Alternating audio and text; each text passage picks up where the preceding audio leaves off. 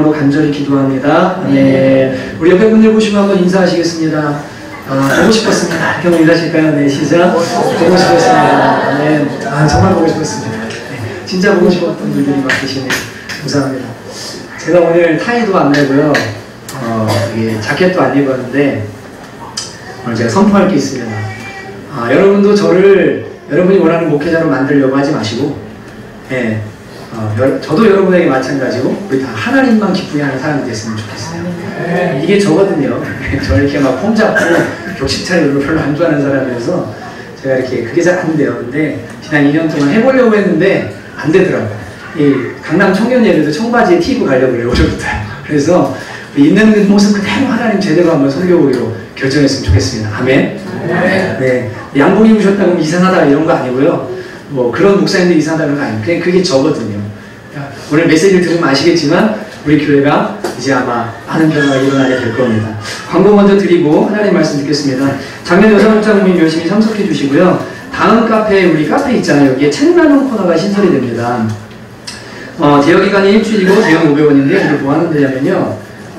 좋은 서적들, 일반 책도 괜찮고 신앙서적도 괜찮고 사진 찍어서 저희가 이제 올리면 그거를 보시고서 카페에서 나 이 책 좀 보고 싶다. 그리고 이쪽에다가 책을 좀 가져다 놓을 거거든요. 제 방에 있는 것들이랑. 그래서 신앙서적을 빌려가시면서 500원씩 거기다가 이렇게 로비 책상에 놔주세요. 그러면은 뭐 함을 놔둘 거니까 그거 모아가지고 좋은 일에 쓸 겁니다. 신앙서적 읽으시도록 다음 카페에 책 나눔 코너가 있으니까 카페에서도 보시고 이쪽에도 만들 테니까 그렇게 해주시면 되겠습니다. 3번 광고 중요한데요. 부부 특별 이벤트를 위한 애들 봐주기 프로젝트를 이제 시작을 하려고 합니다. 이게 뭐냐면 그 아이들 때문에 부부가 데이트를 못 하잖아요. 그죠? 집안에 어른들이 있는 집은 맡겨놓고 가도 괜찮은데 이게 안 되는 집이 있어서 부부간에 이게 오붓한 시간을 좀 보내도록 해주려고 저희가 생각을 하고 있어요. 그래서 다음 주에 저희가 저 뒤에다가 신청서를 놔두면 써주시면 그 이제 품앗이로 어떤 가정이 이 가정의 아이들을 몇 시간 동안 봐주는 거예요. 그 동안에 이제 이 부부는 뭐 영화를 보든지 애들 때문에 그동안 못했던 거 있잖아요. 그런 시간을 좀 가질 수 있도록 시간을 가지려고 합니다. 그래서 신청해 주시고 전혀 걱정하지 마시고 신청하셔서 우리 애 맡겼다가 이거 무슨 일 하는 거 아니야? 걱정하지 마십시오. 저희가 아주 체계적으로 잘 해가지고 할 테니까 그래서 교회에서 저희가 지금 생각하는 게 있어요. 이렇게 영화표를 좀 끊어드릴까 그래갖고 부부간에 좀 돈독하게 그런 시간을 좀 연애할 때처럼 좀 보내시라고 기억하시고 다음 주에 신청서에 기록해 주시면 좋겠습니다. 그 NEW 광고에 보시면요. 강남에 드리는 예배를 저희가 넥스트 웨이브 월십 이렇게 해서 NEW라고 청년공동체를 부르는데 지난주에 목요일날 제가 1시간 정도 강남역 12번 출구에 나가서 서서 이제 기도를 했어요. 근데 이번 주부터는 피켓을 하나 맞춰가지고요.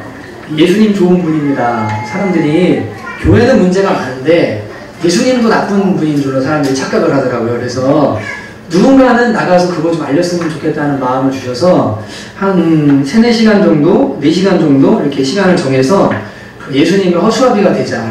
나가가지고 피켓 들고 가만 서서 시끄럽게 그렇게 외치지 말고요. 그냥 가만 서 있으면 사람들이 궁금해하겠지? 근데 지금 이제 나가 있으려고 그래요. 그래갖고 기도해 주시고 하나님이 무슨 일을 하실지는 모르겠지만 오늘 메시지를 듣다 보시면 하나님도 뭐가 할 일이 있나 보다 아마 그런 느낌을 받으실 수도 있을 겁니다.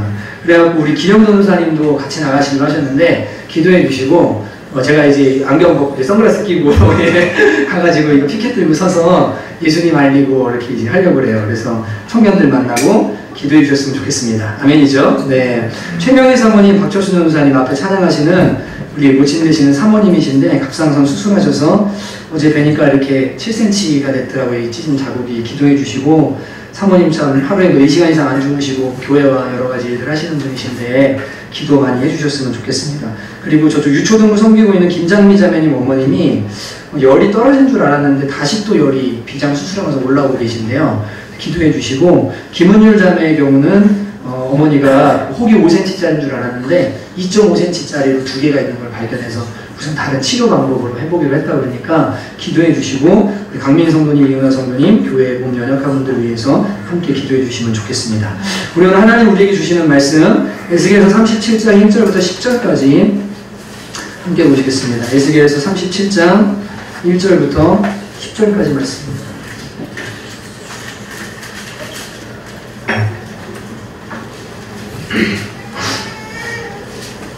구약성경 1209페이지인데요. 제 성경으로 에스겔 37장 1절부터 10절, 제가 한 절, 성도님들 한 절 번갈아 가면서 읽겠습니다. 여호와께서 권능으로 내게 임재하시고 그의 영으로 나를 데리고 가서 골짜기 가운데 두셨는데 거기 뼈가 가득하더라.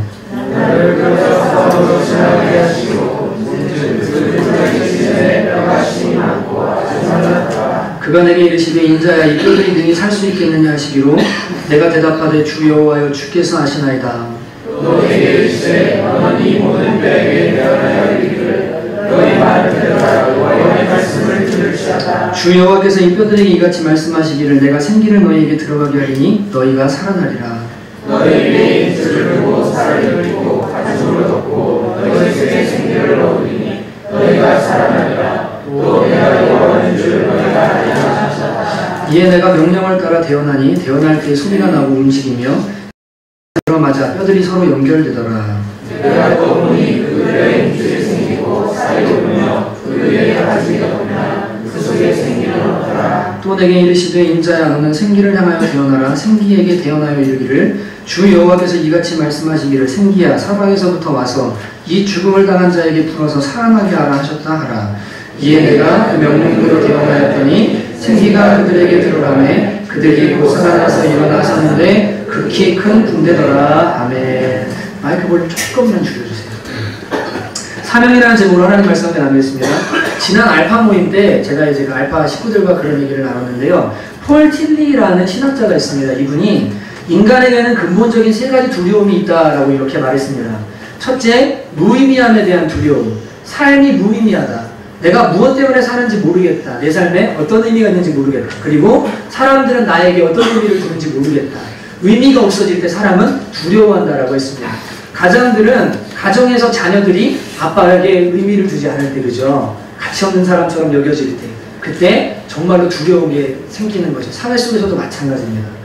그리고 또 하나는 죽음에 대한 두려움이 있다 이렇게 얘기했습니다. 때문에. 그리고 알파에서 어떤 자매님이 그랬어요. 어려서부터 영원이라는 시간을 생각하면 너무 겁이 난대요. 제가 그랬거든요. 지금 남편이랑 영원히 사는 게 저주 아니겠습니까? 여담인데요. 여러분, 내가 지금 같은 삶, 이 수고와 눈물을 영원히 반복해야 된다. 여러분, 얼마나 무서워요. 근데 우리 영혼은 죽지 않고 죽음 다음에 영원한 시간이 있는데요. 그 시간이 어떻게 살아야 될지를 모르는 그 죽음이 다가온다라고 할 때, 미지의 세계가 다가올 때 얼마나 사람이 두렵겠어요. 젊을 때는 못 느낍니다. 근데 죽음의 고통 속에 혹은 아픔 속에서 그런 죽음을 가까이 경험한 사람들은 죽음이 두려운 것이라는 걸 알고 있습니다. 그리고 또 하나 죄책에 대한 두려움이 있다 그랬습니다. 이건 뭡니까? 사람이 죄를 지으면서 살잖아요. 그리고 그 죄값을 받게 될 것에 대한 두려움이 있다는 거예요. 양심의 소송이 있고 우리 마음속에 계속해서 너 죄인이야. 너 죄졌잖아. 그때 잘못했잖아. 너 지금 이렇게 된 거 다 네 죄값이야. 너 몸 아픈 거 다 네가 죄졌으니까 벌 받는 거지.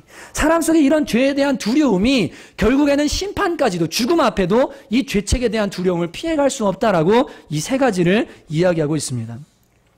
사랑하는 성도 여러분, 여러분의 삶의 의미는 무엇입니까? 여러분은 왜 사십니까? 여러분이 숨쉬는 이유는 무엇입니까?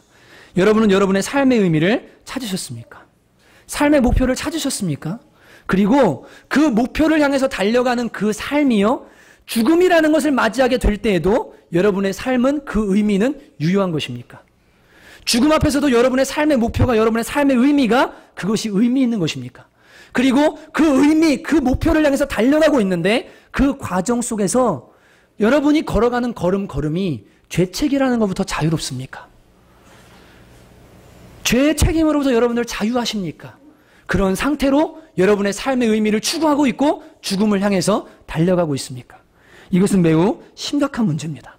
기독교 안에 답이 있습니다. 예수 안에 있게 될 때 우리는 삶의 진정한 의미를 발견하게 되고 죽음 앞에서도 가치 있는 삶의 의미, 죽어서도 영원한 진짜 삶의 의미, 그것을 발견하게 됩니다.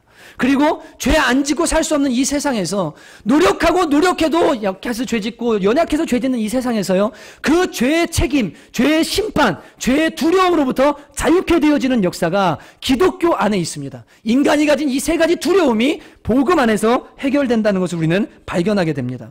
그래서 첫 번째 두려움, 삶의 의미가 없는 것의 두려움, 이 두려움이요, 예수님을 만나게 될 때 반드시 해결이 되게 되어 있어요. 여러분, 삶의 의미, 내가 살아야 하는 이유, 이것을 두 글자로 뭐라고 말합니까? 사명이라고 말합니다. 내가 살아야 되고 숨쉬어야 되고 먹어야 되고 지금 움직여야 되는 그 이유를 우리는 사명이라고 말합니다. 천명이라고도 말합니다. 하늘이 나에게 주신 어떤 목표, 이것을 사명이라고 말하는 거예요.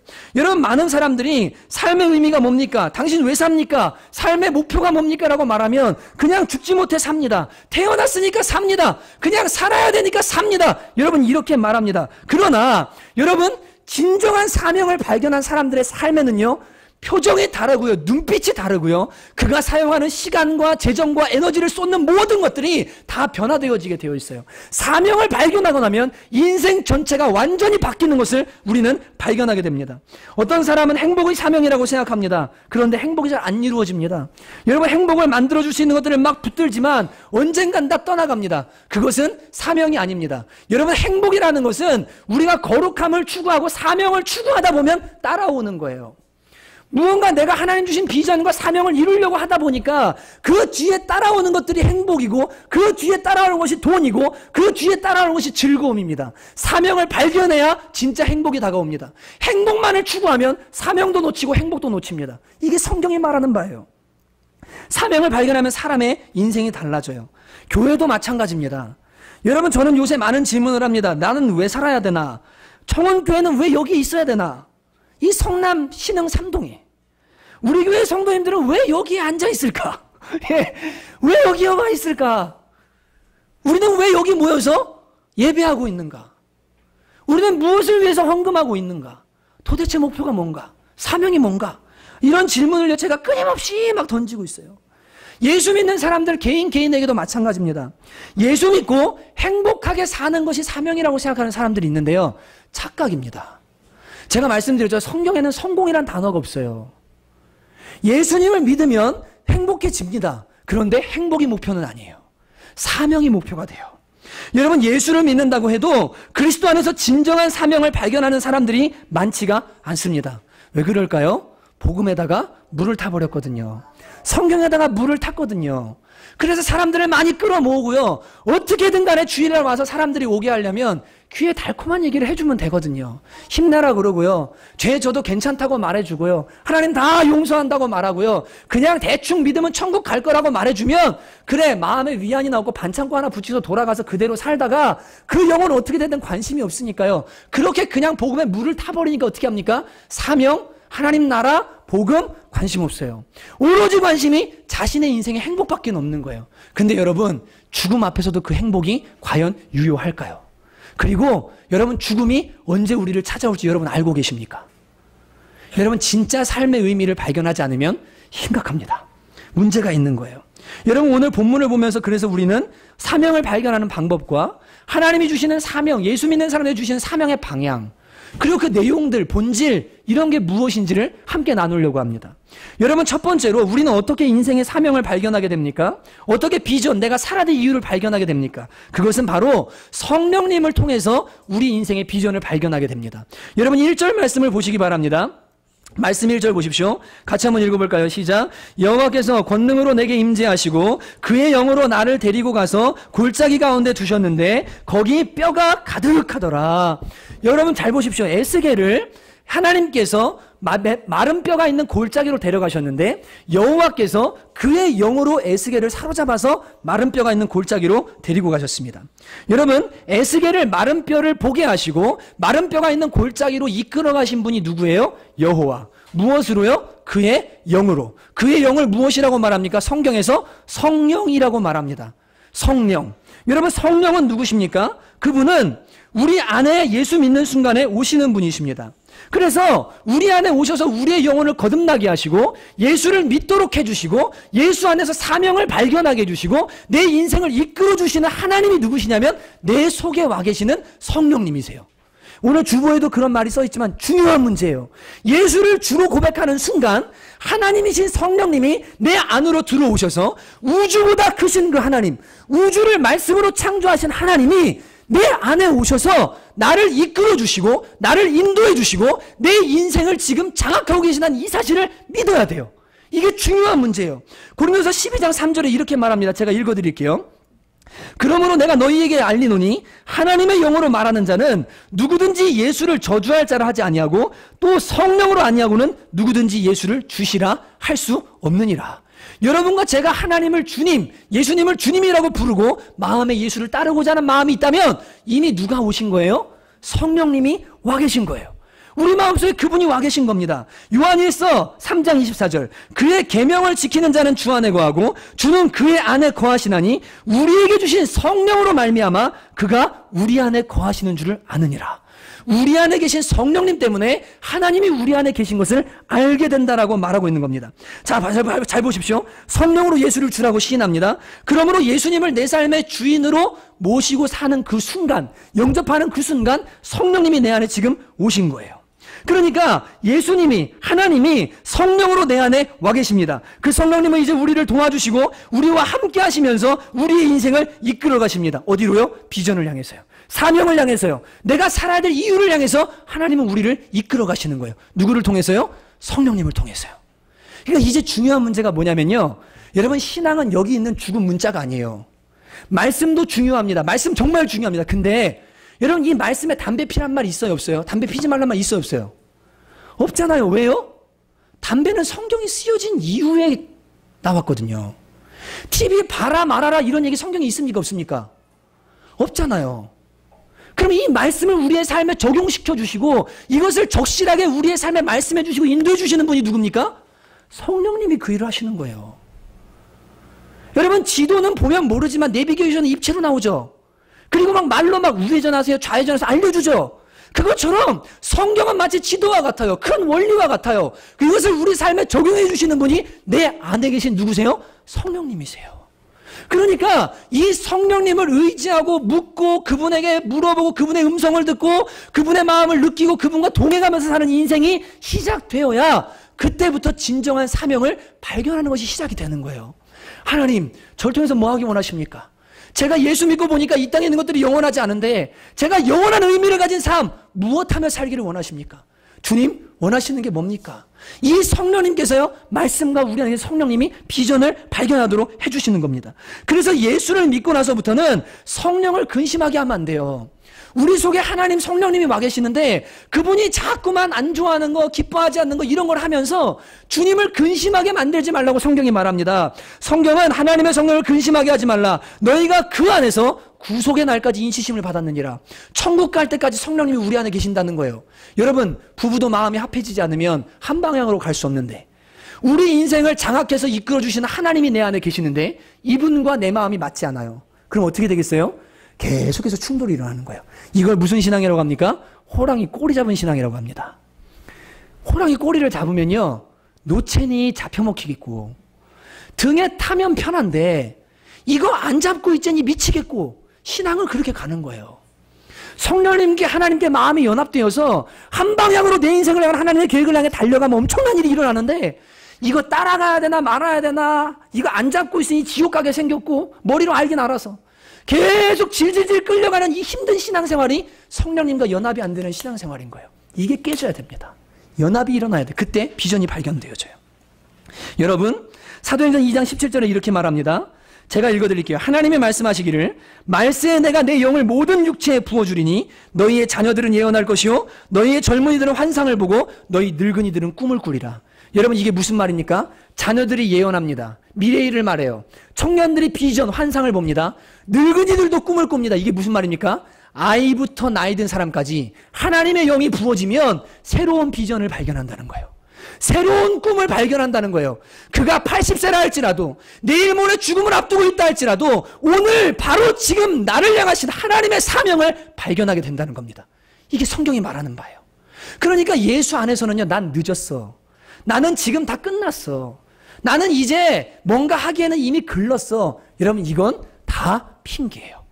말하잖아요. 아이부터 노인까지 전부 다 미래를 꿈꾸도록 하나님이 비전을 주시겠다. 장래 일들을 알게 해주시겠다. 하나님 이렇게 말씀하고 계시는 겁니다. 여러분, 그래서 예수 안에 있게 될 때, 성령님을 받게 될 때 우리는 사명을 품게 됩니다. 성령님이 오시면 반드시 하늘의 꿈, 하나님이 꾸게 하시는 그 꿈을 꾸도록 만드십니다. 잠언 29장 18절, 꿈이 없으면 백성이 방자히 행하거니와. 사람이 왜 방자히 행합니까? 내가 꿈이 없기 때문에 그래요. 하나님 주신 사명이 없기 때문에 신앙생활도 대충 하고요, 삶도 대충 사는 거예요. 그런데 진짜 목표가 있는 사람은요, 그 꿈을 향해서, 그 비전을 향해서, 하나님 주신 사명을 향해서 힘있게 달려갑니다. 그렇기 때문에 내가 성령 안에서 하나님 주시는 비전을 발견해야 되겠다. 이제 중요한 문제입니다. 여기는 애기 어머님들 잘 들으십시오. 저는 우리 애기 엄마들에게 바라는 바가 하나 있어요. 그냥 아이 기르고 주부로 끝나지 마세요. 부탁입니다. 젊어서 가졌던 꿈들 있죠. 그죠? 내가 무언가 하나님 주신 달란트들 있죠. 예. 좋은 엄마 되는 게 그분의 달란트고 비전이라면 그렇게 되십시오. 근데 좋은 엄마 아니라 나도 하나님 안에서 무언가 꿈꾸고 싶다. 여러분, 그거 하십시오. 앞으로 교회가 그거 도와드릴 겁니다. 가정을 세우도록 그렇게 도와드릴 거예요. 여러분, 비전을 발견하셔야 됩니다. 그냥 흘러가는 대로, 그냥 시간 흐르는 대로, 그냥 되는 대로가 아니라 하나님 지금 내 자리에서 내가 아이를 기르고 있지만 주님이 그래도 무언가 하기를 원하시는 게 있다면 그게 뭡니까? 주님, 제가 알게 해주세요. 발견하게 해주세요. 여러분, 이런 꿈 꾸게 되시기를 주님의 이름으로 축복합니다. 여러분, 교회도 마찬가지예요. 여러분은 교회를 향해 어떤 꿈을 꾸십니까? 저는요, 개인적으로 오래전에요, 그 하나님이 보여주신 환상 같은 그런 게 있어요. 이게 뭐 강단에서 이런 얘기하면 이상한 사람 취급받을까 봐 얘기 잘 안 하는데, 그 수많은 사람들 앞에서 설교하던 어떤 그 꿈이 있어요. 근데 그거는 제가 이렇게 뭐 상상한 게 아니고요, 이렇게 가끔 가다 그런 일이 있거든요. 이건 뭐 말하면 이상하다고 하니까 그 누가 믿겠어요? 그리고 제가 또 하나 본 게 있는데, 그게 뭐냐면 하나님이 제가 처음 주님께 헌신했을 때의 학교를 보여주셨어요. 지금도 눈을 딱 감으면요, 그 잔디밭이랑 입구랑 입구 위에 써있던 그 문구까지 제가 다 기억이 나요. 너무 선명해요. 그 제가 하고 싶은 게 꼭 있는데 여러 개 있거든요. 근데 가정상담센터, 그리고 이제 어린이집 우리 교회에서 시작했으면 좋겠고, 그 다음에 그 학교 있잖아요. 중고등학생들 애들 비전을 일찍 찾아줄 수 있는 그런 학교. 그 다음에 또 하나가 은퇴 목회자들이랑 갈 곳 없는 분들을 위한 홈타운 있죠. 실버타운 같은 공동체. 그런 걸 이제 하고 싶은 그런 비전과 계획들이 오래전부터 있었어요. 근데 이거는 제가 품으려고 했던 것도 아니고요, 하나님께서 저에게 그냥 주신 겁니다. 이렇게 주셨어요. 제 마음에는 떠나지 않고 그게 있어요. 저 이루실 거 믿어요. 언젠가 반드시 이루실 거 믿고 하나님이 지금부터 그 일들을 해나가실 것을 저는 믿습니다. 그래서 제가 2년 동안 이제 여기 성남에서 목회를 하면서 이거 어떻게 해야 되나, 막 사실은 여기 계신 분들한테는 정말 죄송한데, 근데 제가 여러분 사랑하는 거 아시죠? 진짜 죄송한데 성남 청원교회를 개척할 생각을 한 적이 없었어요. 저희는 저기 유학 가든가 공부하러 갔다가 도심에 청년 사역을 하겠다는 생각을 가지고 이렇게 아내랑 몇 년 동안 그런 걸 놓고 기도를 했지, 성남에서 목회를 하겠다는 생각을 하질 않았거든요. 근데 어떻게 하다 와가지고 여기에 기도처소를 만들려고 하다가 교회가 시작됐는데, 막 한 분 한 분 막 주님 만나고 이렇게 되기 시작을 하는 거예요. 그래서 제가 그 갈등을 하다가, 하나님, 이게 제가 원했던, 이게 뭔가 지금 방향이 이게 아닌데 왜 이런 일이 생깁니까? 저는 강남에, 그리고 저기 삼성역 있는데 거기서 청년 사역하려고 맘먹고 있었는데 이게 도대체 왜 이렇게 되는 겁니까? 근데 주님이 저한테 이제 주신 마음 그거였어요. 그냥 다 맡겨라. 그리고 그 개척 초기에 설교했던 것처럼 노아의 방주 있잖아요. 거기에는 배에 키가 없습니다. 그죠? 배를 조종하는 키가 없어요. 그냥 하나님이 바람으로 물결로 인도해서 갔는데 그냥 사는 거예요. 그게 우리가 하나님께 내어 맡긴 인생이거든요. 여러분, 모세를 물에다가 갈대 상자에서 띄웠는데 거기다가 뒤에 키 달아가지고 엄마가 끈 달아가지고 얼로 가라 조종했습니까? 그런 거 없거든요. 그냥 띄워놨는데 하나님이 인도해서 공주 앞으로 가게 하신 거예요. 물결이. 그게 우리 예수 믿는 사람들의 삶이거든요. 그냥 하나님이 목회고 뭐고 다 맡겨라. 그냥 내가 알아서 할게. 그리고 그냥 열심히만 하라. 그냥 열심히 하고 있거든요. 근데 고민이 뭐였냐면요, 하나님, 저는 청년들이 관심인데 왜 이렇게 나이 드신 분들을 만나게 하나요? 여기 다 청년입니다. 마음 많은 청년이시죠? 마음 많은 특별한 분들인 거 제가 압니다. 다 청년인데 왜 그럽니까? 근데 기도하다 2년 동안 기도하다가요, 하나님이 주신 이 지역을 향한 비전과 꿈들을 발견하게 됐어요. 하나님 하고 싶은 일이 뭔지를 제가 찾게 됐어요. 그게 오늘 제가 여러분에게 말씀드릴 비전 선언문입니다. 한번 들어보세요. 아주 단순합니다. 여기를 기준으로 해서 4가지가 앞으로 사역들이 펼쳐지게 될 거예요. 그건 다 나중에 계시하고 함께 말씀드릴 겁니다. 성남청원교회는 복음의 전달자로서 영혼을 구령하고 삶의 조력자로서 가정을 회복시키고 비전의 빌더로서 영적 리더를 양육하여 하나님의 선교를 이룬다. 이것이 우리 교회가 할 일입니다. 복음으로 영혼을 구령하는 것은 첫 번째고요. 삶의 조력자로 이 지역은요, 가정이 깨어진 가정이 많습니다. 상처받은 아이들이 많고요. 재정적으로 힘든 가정들이 많기 때문에 가정이 건강하지 않아요.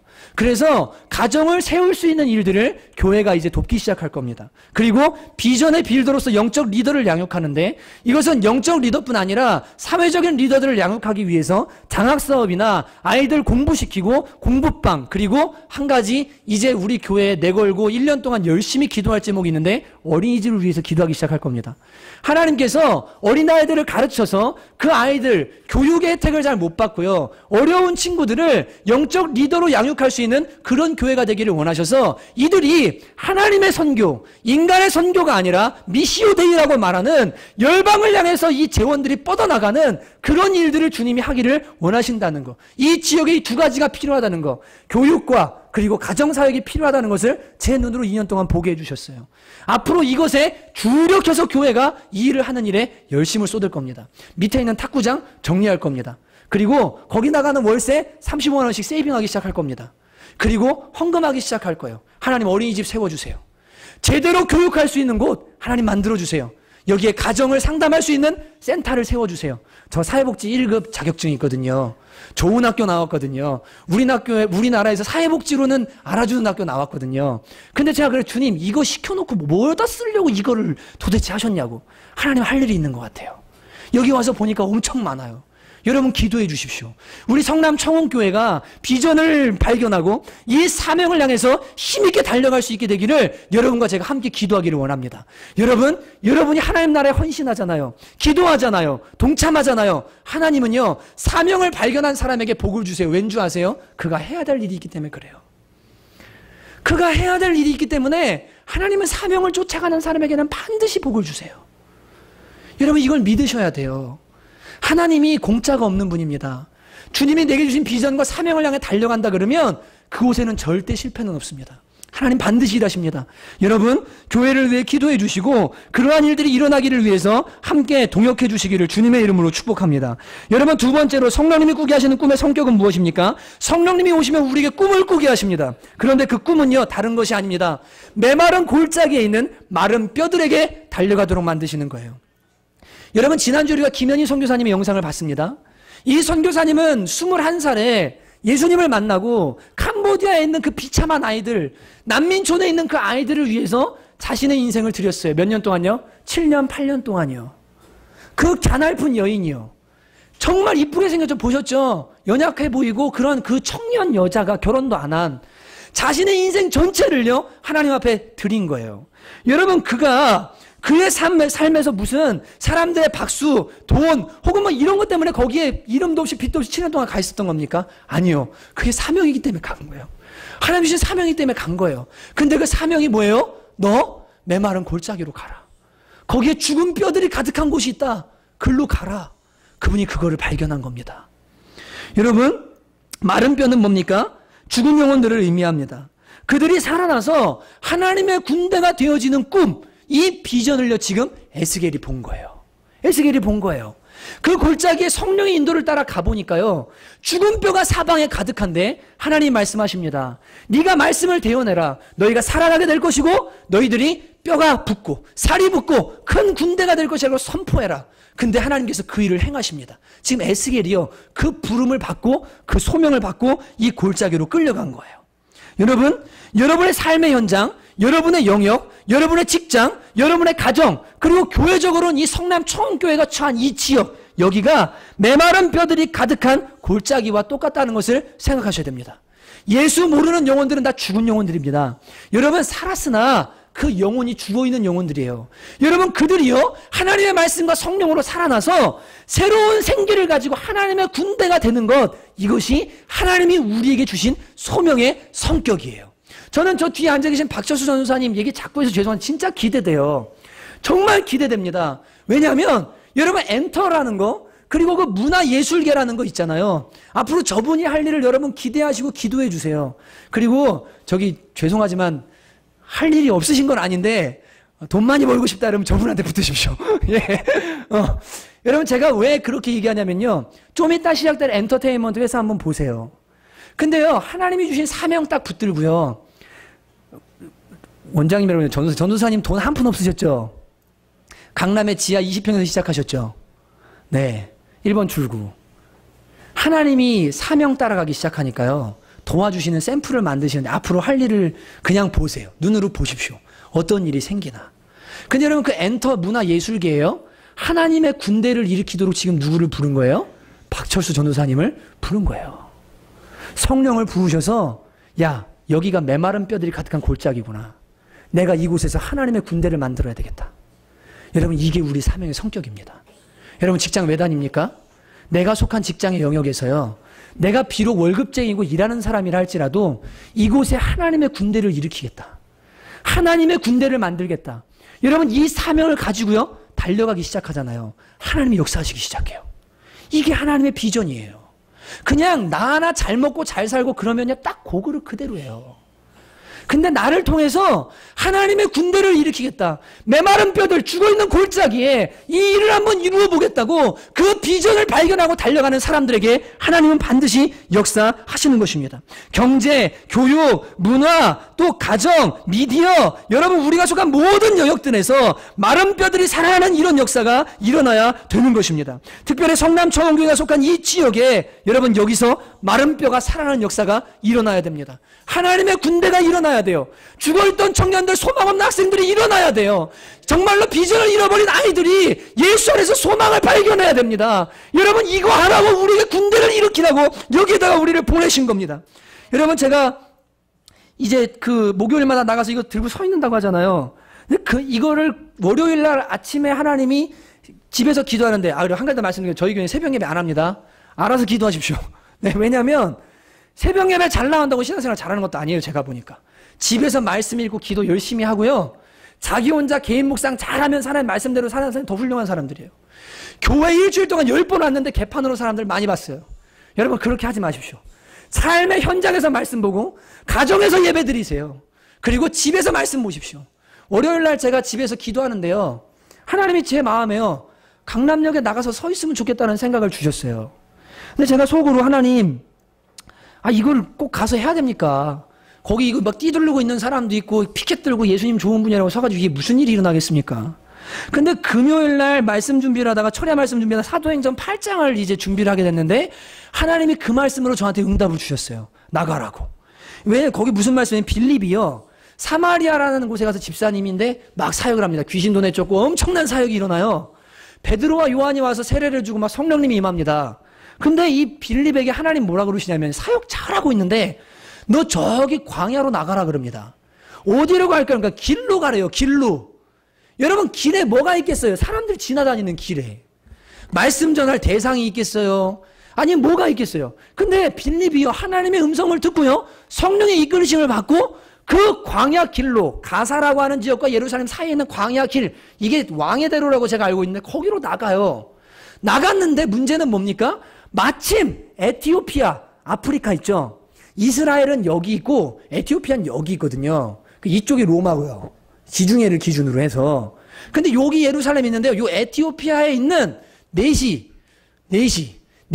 간다게라는 사람이 어떻게 예수님을 믿게 되는지 모르겠는데 하나님을 섬기게 되는지 모르겠는데 예루살렘에 예배드리러 왔다가 돌아가는 길에 누구를 만나게 되냐면 빌립을 만나게 됩니다. 그런데 이 빌립이와 만나서 저 사람인가 보다. 하나님 만나게 할 사람이. 그리고 만나서 빌립이 물어봅니다. 뭐 하냐? 그러니까 이 간다게가요. 선지서 읽고 있어. 뭐 읽고 있는데? 이사야 읽고 있어. 어디 읽고 있는데? 무슨 양 얘기가 나오는데 이게 무슨 얘기인지 모르겠다. 양이 죽는데 조용히 죽고 뭐 도살할 뭐 잠잠하고 뭔 말인지 모르겠다 이게. 그런데 빌립이요. 야 내가 설명해 줄게. 마차에 타라. 타가지고요. 이분이 예수님이다. 복음을 전해요. 그리고 그 네시가요. 세례를 받습니다. 그리고 아프리카 에티오피아로 돌아가요. 근데 여러분 그거 아세요? 성경에 나온 아프리카의 복음이 전해진 최초의 기록이 빌립 집사님입니다. 이 사건이에요. 여러분 300년 뒤에 아프리카에서 누가 태어나죠? 신학의 거장 어거스틴, 동방신학. 여러분 누가 복음을 전해요? 빌립이요. 어디에서요? 광야에서요. 아무것도 없는 데서요. 이 말씀을 보는데요, 제 마음에요 막 갑자기 심장 뛰기 시작하는 거예요. 강남역 12번 출구에 제가 아는 사람이 누가 있어요? 예, 거기서 이거 들고 뭐해요? 뭐 하겠어요? 주님 가라고 하니까 우선 강남역에 갑니다. 이런 만남 아니라도 됩니다. 우선 저는 순종하기 원합니다. 그런데 하나님 그 땅에 할 일 있으면 이루어주세요. 만남을 주세요. 빌립이 광야로 나갔더니 누군가를 만났던 것처럼 하나님 살아계신 분 아닙니까? 모든 거 알고 계시는 분 아닙니까? 주님 인도해 주십시오. 하나님 역사하십시오. 저에게 이 말씀으로요 하나님 응답을 주셨어요. 여러분 우리가요 사명을 따라가는 거예요. 그게 때로는 광야 같아요. 때로는 빈민촌일 수도 있어요. 여러분 전부 가난한 사람들이라는 거 아닙니다. 때로는 그것이 화려한 자리일 수도 있습니다. 그러나 중요한 것은 성령을 경험하고 성령을 받은 사람은 눈을 떠서 메마른 뼈를 봐야 돼요. 죽어가는 사람들을 봐야 됩니다. 지옥을 향해 달려가고 있는 사람들을 봐야 됩니다. 그리고 그들에게 어떻게 하면 복음을 전하고 그들이 하나님의 군대가 돼서 하나님의 일을 이루게 할 것인가? 여러분 이것이 우리 사명의 본질인 줄로 믿습니다. 여러분 이거 붙들면요 하나님 반드시 도와주십니다. 반드시 도와주세요. 여러분 세 번째로 그 사명을 이루는 방법이 무엇입니까? 하나님의 말씀과 성령입니다. 여러분 죽은 영혼이 살아나서 군대가 되는 거예요. 하나님 나라의 군대가 되는 거 이건요 말씀과 성령 외에는 방법이 없어요. 여러분 그러니까 잘 들으셔야 되는데요, 내가 어떤 영역에 들어가서 하나님의 군대를 일으키는 사람으로 부름받아서 난 그 일을 하기 위해 사명을 가지고 달려간다 할 때 여러분과 제가 먼저 하나님의 말씀과 성령으로 무장되지 않으면 절대 그런 일은 일어날 수가 없습니다. 절대 못 일어나요. 여러분 저는 종교의 영역으로 부름을 받은 사람이에요. 잘 들으셔야 돼요. 에이 목회자니까 말씀과 성령으로 충만한 거죠. 아니요. 저도 똑같은 사람이에요. 여러분은 직장 생활하셔서 월급 받으시면서 살잖아요. 저희는 통장에 매일 잔고 영혼을 보면서 살아요. 걱정과 근심이 없겠습니까? 여러분보다 더 많습니다. 애들 준비요? 노후 준비요? 목회자는 하는 거 아무것도 없어요. 여러분은 4대 보험 부으시고 연금 준비하시죠? 목회자는 연금 제도도 없어요.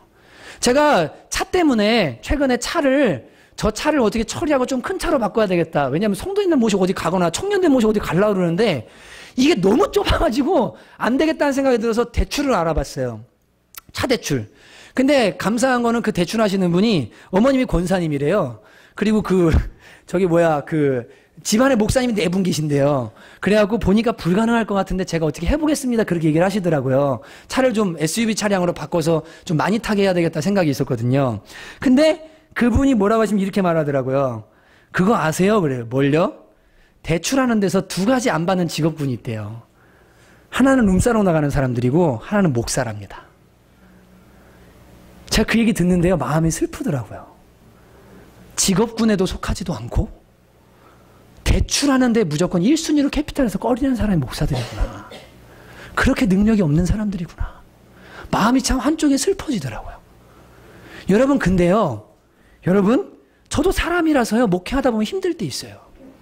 여러분 일에서 그만큼 먹고 살고 하나님 주시는 거 먹고 자녀들 교육하고 이거 진짜 감사한 일이에요. 정말 감사한 일입니다. 근데 여러분 단순히 그걸로 그냥 끝나면 안 돼요. 여러분 저라고 말씀과 성령으로 무장하려고 하는데 힘들지 않겠어요? 다 똑같아요.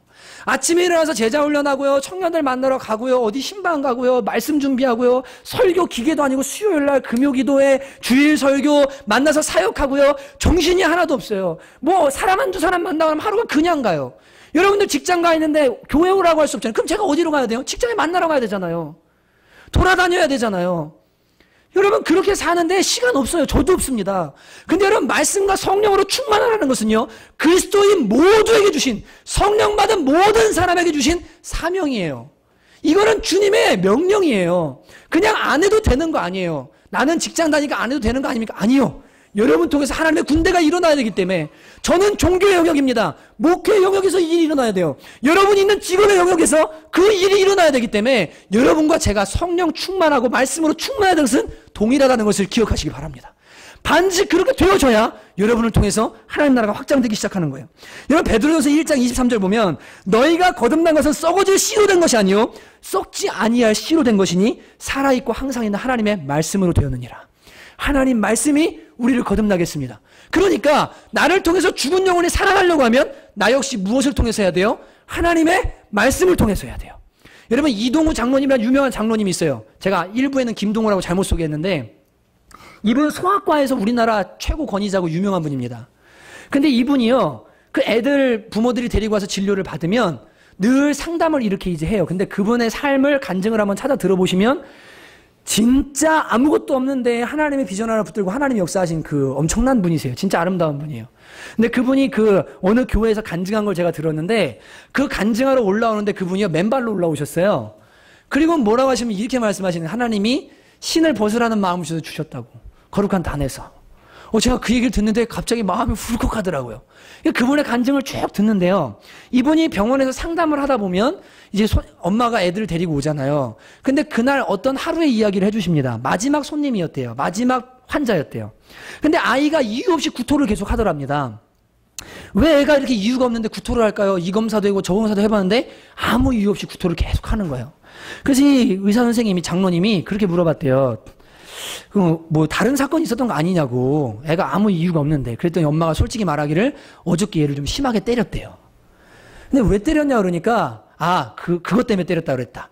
자다가 얘가 오줌을 넣었는데 어디다 넣었냐면 그 집 방 구석에다가, 거기가 화장실인 줄 알고 잠결에 오줌을 넣었다는 거예요. 애기가, 어린애가. 그러니까 보통 우리는 그러면 어떻게 합니까? 야 그러면 안 돼, 그러고 씻어주고 앞으로 여기다가 너 그리고 뭐 변기를 말해 이렇게 할 거 아니에요. 근데 이 엄마가요, 이 아이를요 거기다 오줌을 넣었다고 진짜 1시간 넘게 애를 두드려 팼대요. 애가 너무 놀래가지고 막 계속 구토 증세를 보이는 거예요. 장로님이 그랬대요. 그 순간에 성령님이 주시는 음성이 있어서, 어머님, 제가 보니까 애가 문제가 아니라 어머님이 문제인 것 같습니다. 그랬더니 눈을 동그랗게 뜨더래요. 여러분 보통 병원 같으면 어떻게 해야 정상입니까? 그렇냐고 뭐 좋게 해가지고 보내야 될 거 아니에요. 어머니가 제가 보니까 문제가 있는데 그랬대요. 그랬더니 눈을 동그랗게 뜨고는요, 그게 무슨 말이냐고 그러더래요. 그러면서 이 장로님 뭐라면 이렇게 말했답니다. 혹시 어려서 사랑 못 받았어요? 애가 그럴 수 있는데 걔를 그렇게 때린 거 보니까 어려서 사랑했어요? 그랬더니 갑자기 이분이요, 그 말 한마디에 마음이 무너지기 시작하더니 갑자기 막 진짜 눈물을 펑펑 쏟기 시작을 하더래요. 그러더니 자기가 살아온 인생 얘기를 쭉 하는데 듣고 보니까 부모한테도 사랑을 못 받았어요. 결혼해서 남편한테 사랑받으려고 그랬는데 남편 새벽 3시, 4시 맨날 술 먹고 들어오고요. 애 혼자 키우는 거 다름없이 그런 삶을 막 살고 있는 거예요. 그러다가 이분이 그랬대요. 저기요, 저 좀 들어보세요. 아이도 행복하고 우리 어머님도 행복하고 가정이 다 행복해질 수 있는 유일한 방법이 있습니다. 그게 뭡니까? 예수님 믿으면 됩니다. 예수님이 당신을 위해서 십자가에서 2000년 전에 당신을 그렇게 사랑해서 죽으신 분이 계십니다. 그분이 마음에 오시면 부모한테 받지 못한 사랑, 남편한테 받지 못한 사랑 다 받을 수 있습니다. 그리고 그 사랑 때문에 아이도 사랑할 수 있습니다. 그렇게 살아보고 싶지 않습니까? 그랬더니 이분이 뭐라고 하냐면 저 그거 알아요 그러더래요. 어떻게 하냐고 그러니까 광염고등학교인가? 거기 나왔는데 미션 스쿨이거든요. 거기서 3년 동안 들었대요.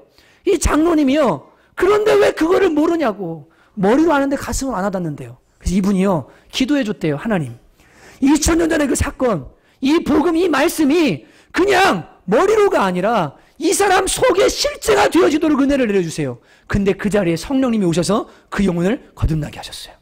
영혼을 변화시키셨어요.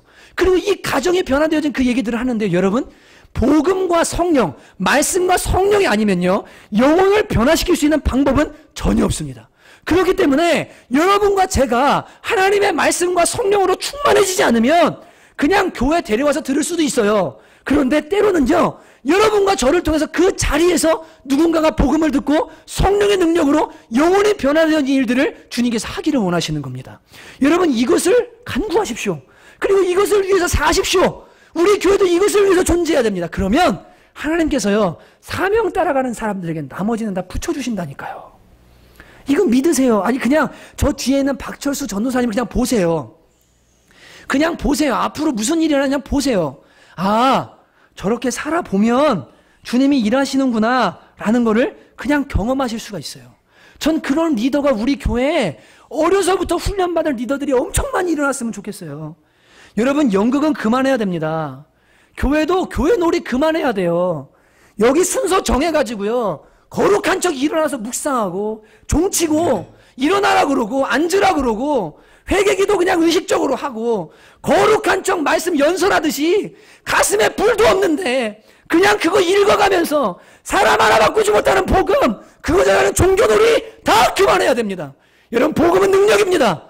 나 하나 바꾸지 못하고 영혼 하나 변화 못 시킨다면 여러분, 그것이 어떻게 하나님의 능력입니까? 여러분, 내 삶에 그 능력이 있기를, 그 성령의 능력이 있기를 우리가 구해야 돼요. 그때 충만한 부모가 자녀 끌어안고 기도하면 자녀가 변해요. 충만한 부인이 남편을 위해 기도하기 시작하고 사랑하면요, 변하기 시작합니다. 여러분, 반드시 역사 일어납니다. 충만해질 수 있도록 기도해야 돼요. 저는 개인적으로 목회자라서 이런 이 글귀가 제 마음을 때려요. 제가 한번 읽어. 이엠 바운저라는 분이 이렇게 얘기했어요. 그리스도의 능력이 내리는 곳은 불의 강단이었지 지혜의 강단이나 인기의 강단이나 달변의 강단이 아니었다. 그것은 성령의 불이 붙은 강단이었다. 이 능력이란 이미 배운 것이나 들은 사실을 거듭 반복하는 것이 아니라 계시된 진리를 사람이 아닌 하나님의 권세로 선포하는 힘이다. 설교자는 이 능력을 직접 하나님께로부터 받아야 한다. 유일하게 확보해야 할 것은 성령의 능력이다. 저는 진짜로 원해요. 공부해서 전하는 거 말고요, 성령께서 주시는 은혜로 전하는 설교를 하고 싶어요. 이번에 여름에 중고등부 연합수련회 무슨 요청이 들어왔어요. 근데 그 목사님이 전화 가서 뭐라고 하시면 저한테 하는 말씀이, 야, 작년에 수련회 했는데 와가지고 농담만 하다 가더라. 왕따 얘기만 하다가 애들 웃기다 끝나더라. 그래서 그 위원회한테 그랬대요. 연합수련회 위원회 그 좀 크더라고요. 그랬대요. 복음 전하는 사람 부르자고. 그래서 찾다가 너한테 연락하기로 했는데 전화 받아라. 근데 제 마음에 무슨 마음 들었냐면, 저 중고등부들이 무섭거든요. 왜 무섭냐면 얘네들은요, 듣기 싫으면 자요. 자면 좋은데 진짜 떠들어요. 수련회 가보세요. 선생님들은 연합수련회에다 맡겨놓고요, 딴 데 가서 놀고 있어요. 그러니까 통제가 안 돼가지고 300명, 500명 모여있는데요, 이찬수 목사님이 유명한 분이잖아요. 중고등부 유명했잖아요, 옛날에요. 그 연합수련회 왔다가 5분을 말씀을 못 전해요. 요새 애들이 그래요. 근데 제가 거기를 어떻게 가요? 전화를 안 받았어요. 네. 근데 오늘 말씀 준비하면서 무슨 생각 들었냐면, 금식하고 기도하고 가자. 한 영혼이라도 메마른 뼈 살아날 수 있다면 하나님 하실 일 있을지 모르지. 그리고 제 마음에 주신 아이디어가 있어요. 그게 뭔지 아세요? 들으면 웃기실 텐데, 올라가자마자 무릎을 꿇을 거예요. 진짜로요. 애들 앞에 무릎을 딱 꿇고요, 여러분 10분만 나한테 주십시오. 부탁입니다. 나 자녀도 있고 애도 있는데 제발 10분만 나한테 달라고. 그리고 떠들지 말고, 떠들 거면 잘하고, 그리고는 제 인생이랑 삶의 얘기를 애들한테 들려주고 싶어요. 괜찮을 것 같죠? 기도해 주세요. 그 기회가 온다면. 여러분, 성령의 능력이 아니면요, 우리가 말하고 전도하고 교회가 뭐 하고 아무것도 의미 없습니다. 나 자신이 먼저 성령 충만하기를, 하나님의 말씀으로 가득 차기를 기도하셔야 돼요. 그렇게 되기를 위해서 기도하고 그걸 구해야 됩니다. 여러분, 마지막으로 제가 하나 글을 읽어드리고 이제 마칠 텐데, 교회에 이런 일이 일어나는 교회 여러분 보고 싶지 않습니까? 우리가 교회로 모였잖아요. 이 짐신발라 목사님이라고 미국의 인종차별이 없는 유일한 교회 중에 하나입니다. 여기는 멕시칸, 화이트, 뭐 아프리칸 다 모여요. 전부 모이는데, 이 교회는 진짜 엄청난 교회예요. 그리고 브루클린 터버너클이라는 그 유명한 찬양대가 있어요. 전 세계적으로 유명한 찬양대입니다. 콰이어 중에 최고인데, 여러분 놀라지 마십시오. 거기에 드럼 치는 드러머는 악보를 못 봅니다. 예. 그냥 흑인인데요, 야매로 시작한 드러머예요. 근데 이분이 하나님의 능력과 은혜를 받아서 연주를 시작하고 교회를 섬기다가 지금은 마이클 잭슨 앨범, 누구 앨범, 그냥 이름만 대면 유명한 드러머예요. 세계적으로 유명합니다. 거기 있는 기타리스트 무슨 주니어인데, 제가 이름 정확히 기억 안 나요. 그 사람도 마찬가지예요. 기타를 한 번도 배워본 적이 없었는데 야매로 했거든요. 근데 하나님이 그 사람을 붙드니까요, 나중에 하나님이 그 사람을 사용하는데요, 세계적인 연주자예요. 우리나라도 한번 왔어요. 이 사모님은요, 성가대를 지휘하는데요, 이 음악을 배운 적이 없어요. 하나님이 능력으로 역사하니까요, 하나님이 그 사람을 붙들어서 브루클린 터버너클을 조직하게 하고 그 성가대를 하게 합니다. 이 교회의 핵심은요, 우리 교회랑 똑같아요. 하나님의 임재, 성령의 능력, 주님이 역사하시기를, 하나님만 일하시는 교회. 근데 이 교회에 있었던 회심의 사건인데, 제가 읽어드리는 게 좋을 것 같아요. 잘 들어보세요. 그냥 앞부분을 설명드릴게요. 더소 목사님이란 마이클 더소란 분이 있는데, 이분이 이 교회가, 이 브루클린 터버너클 처치가, 교회가 개척하고 나서 14년 뒤에 한 교회를 도시 반대편에 개척합니다.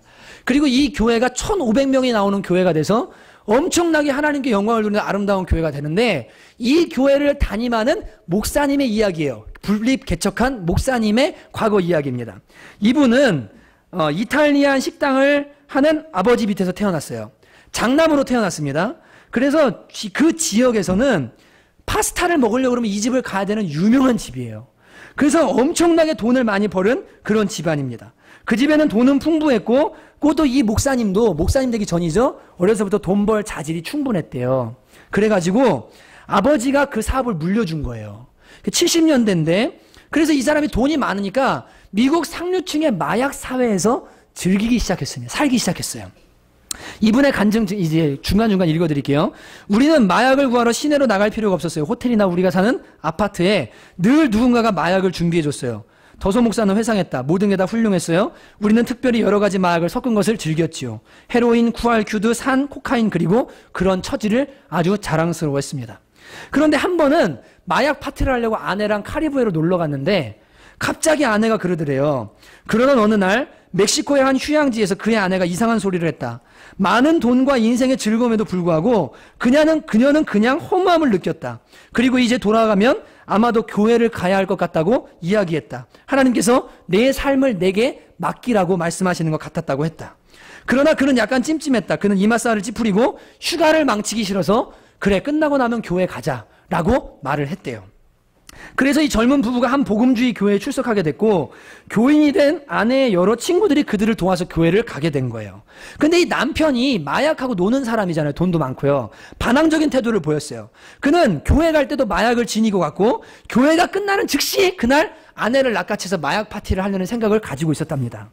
그래서 이분이 이렇게 간증해요. 나는 아주 이상한 차림을 하고 교회에 갔습니다. 검은 가죽 옷에 노란 장화를 신고 귀고리를 한쪽 귀에 4개나 하고, 그리고 교회를 갔습니다. 이 종교적인 사람들을 당황하게 만들고 싶었습니다. 우리는 교회 맨 앞줄로 걸어나가서 당당히 맨 앞줄에 앉았고, 음악이 시작되자 나는 손바닥을 치며 장단을 맞추면서 조롱했습니다. 그리고 주위 사람들과 인사를 나눈 시간에는 모든 사람들에게 악수를 하면서 불쾌한 존재가 되려고 노력을 한 거예요. 이 사람이요. 그렇게 교회로 온 거예요.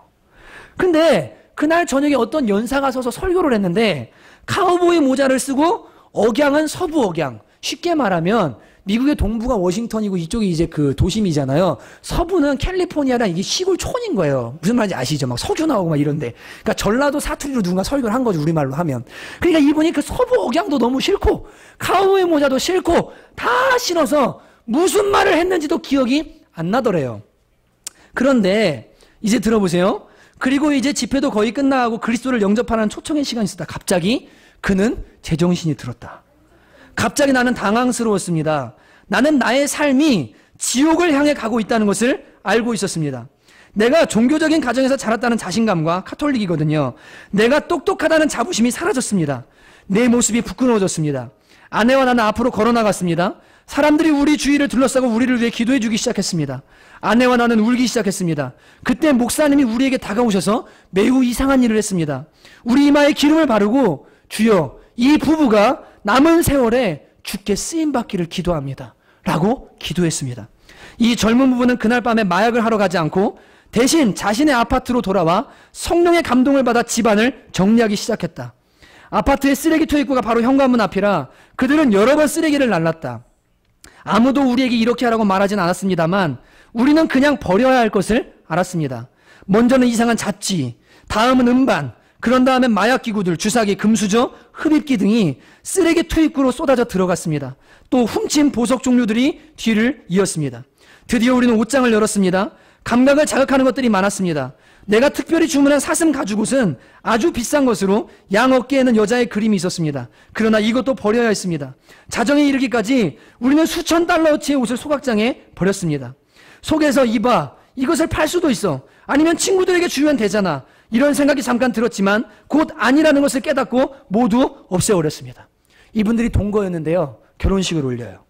그리고 교회를 섬기고 성경을 공부하다가요. 목회자로 부름받아서 1,500명이 있는 그 교회를 개척하게 되는 그 일을 쓰임받게 됩니다.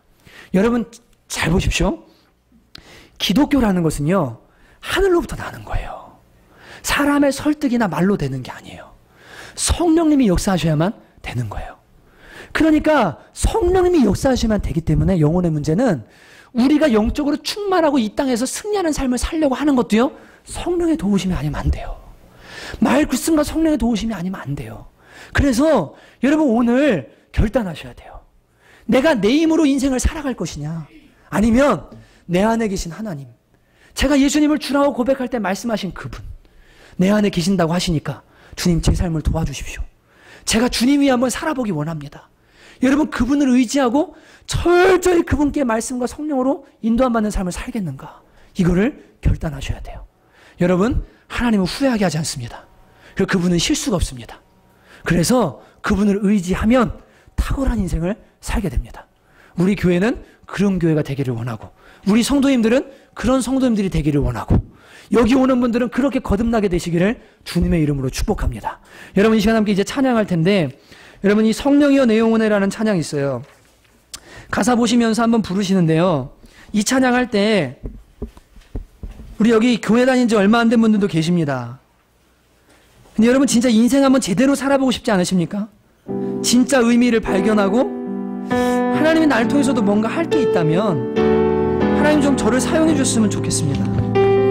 여러분 그런 인생 한번 살아보고 싶어요. 치워달라고, 제가 주님께 쓰임받는 인생 되기를 원한다고, 사명이 있기를 원한다고 같이 찬양하고 기도하는 시간 갖도록 하겠습니다.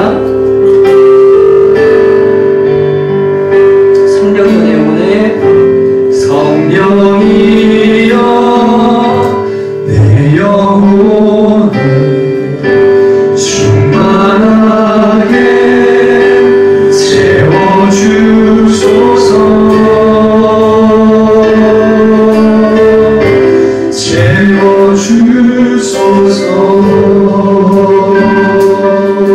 주의 사랑, 주의 자비, 주의 사랑, 주의 자비, 간절하게 기다리노니 채워주소서.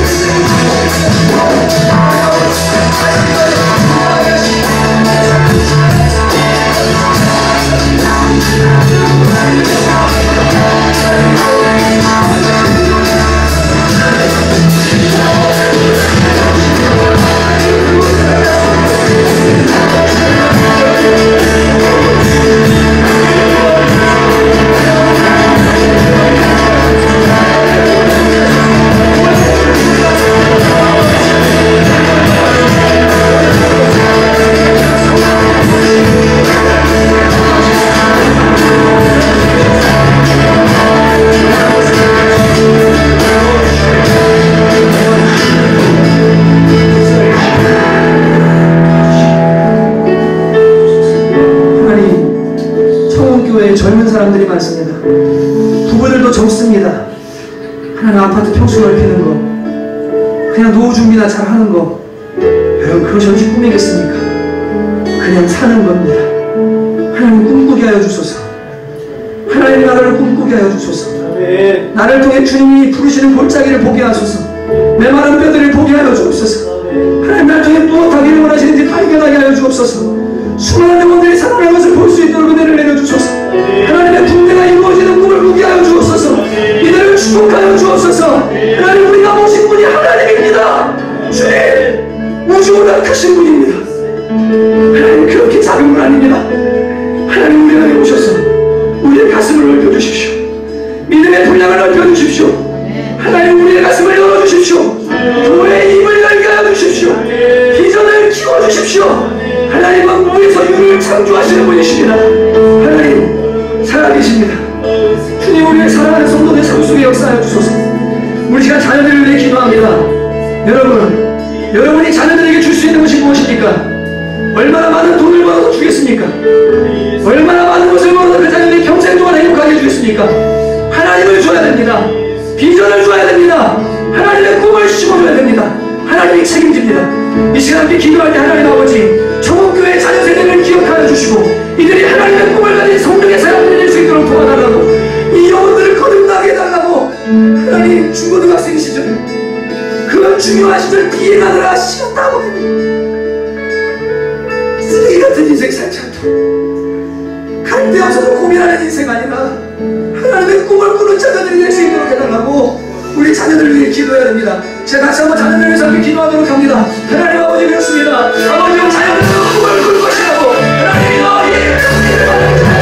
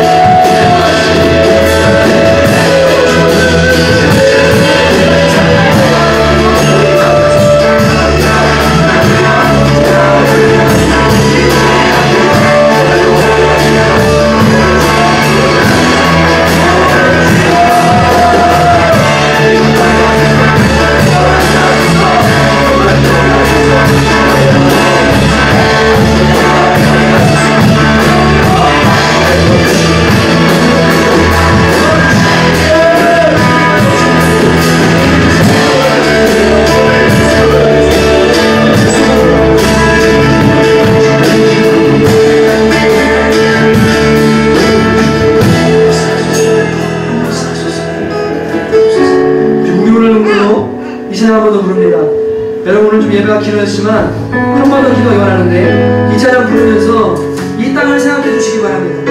성남 신흥동 교회 개척하려고 할 때 목사님들이 그러더라고요. 교회 무덤이라고. 그리고 사람들 험하다고. 좋은 분들 많은데요, 저한테 그러더라고요. 사람들 험하다고. 저기 삼성역에 복귀하신 어떤 분이 우리 진짜 편해, 다 대학 나오고 대학원 나오고 수준 높고 교양 있어. 근데 뭐예요? 전 여기가 좋습니다. 하나님이 여기서 일하실 것이기 때문입니다.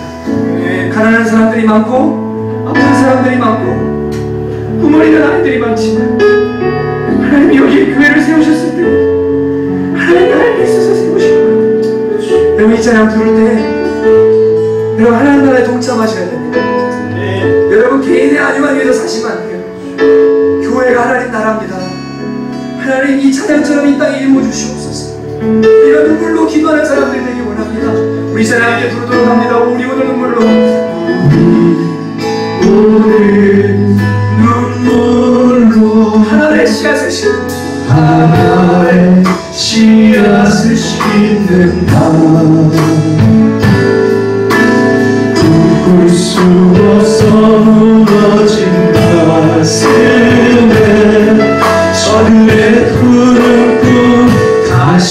피곤하다고 우리 노래 다 흘려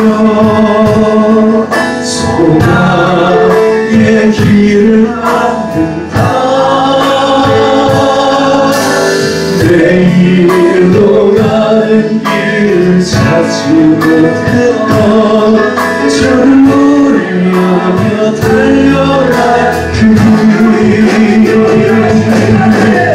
그녀의 우리 보리라 스리스 저들이라 뜨거운 가슴 사랑이 쏟아져 치유하며 행진할 때 고래와 배하였던 빗단오리 서나 숨겨난 꽃들 피어나고 고래의 한가 가득한 세상 우리 함께 보리라.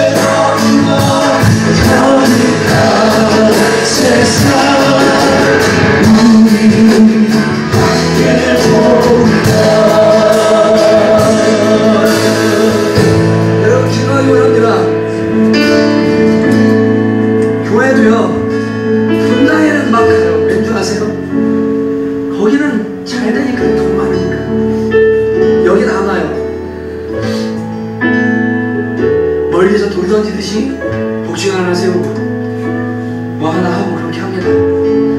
우리 갑시다. 여기 살고 있는 우리 갑시다. 하나님, 이곳에 우리 자녀들 제대로 가르칠 수 있는 어린이집 세워주십시오. 학교 세워주십시오. 깨어진 가정들 상담할 수 있는 가정상담센터 세워주십시오. 하나님, 알코올 중독자들 고칠 수 있도록 알코올릭 상담하는 그런 것도 주님 만들어주십시오. 주님, 독거노인들도 돕기 원합니다. 눈에 보이는 것이 한대의 천지인데 하나님, 침묵하지 마십시오. 교회를 불쌍히 여겨주시고 우리의 사명을 놓고 기도하며 달려갈 때 하나님, 교회에 함께 하시고 이 땅에 변화될 수 있도록 은혜를 내려달라고, 살기 좋은 곳이 될 수 있도록 도와달라고, 이 시간 교회와 이 땅을 놓고 하나님의 영광을 위해서 우리 마지막으로 한번 간절히 기도하도록 하겠습니다. 하나님 아버지, 기도합니다. 주여, 이 땅을 위해 기도합니다. 하나님 아버지, 이것이 완전합니다. 하나님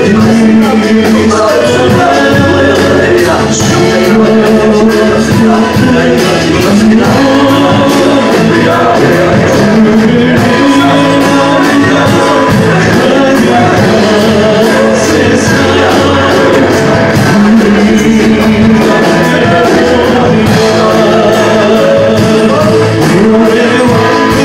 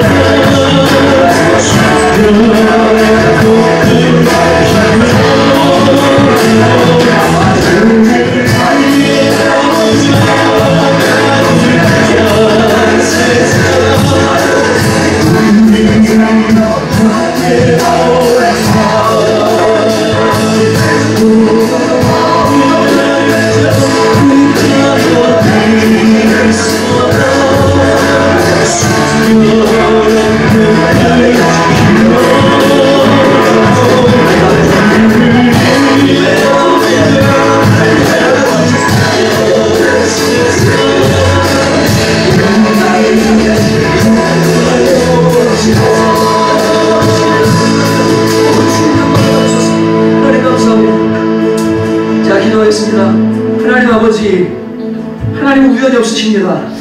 성남초원교회를 세우시고 이곳에 우리가 함께 신앙생활하도록 하신 것에는 우리끼리 모여서 밥 먹고 즐거워하고 행복하라고 하신 것 아니요, 하나님의 영광을 위해서 우리를 모아주신 줄로 믿습니다.